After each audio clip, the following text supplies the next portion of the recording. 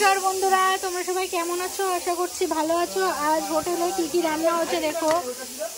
এই যে আলু ফুলকপির তরকারি হয়েছে, এখানে রুটির সাথে বেগুন পোড়া আর এই অল্প একটুই রয়েছে, পরে আবার মাখা হয়েছে। প্রথমে যেটা মাখা হয়েছিল শেষ হয়ে গেছে।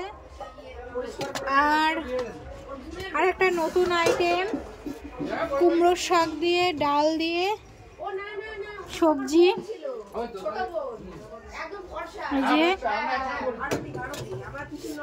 আর হচ্ছে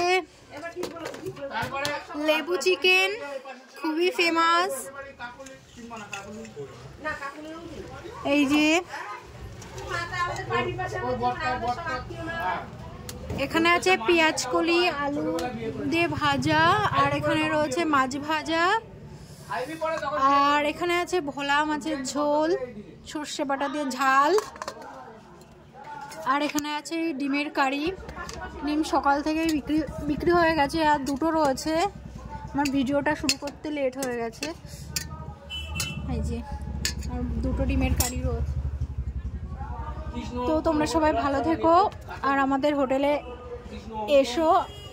আমাদের হোটেলটা গোপালনগর স্টেশনে, প্ল্যাটফর্ম থেকে নেমেই বাস সাইডে পড়বে আমাদের হোটেলটার নাম বড়মার আশীর্বাদ হোটেল।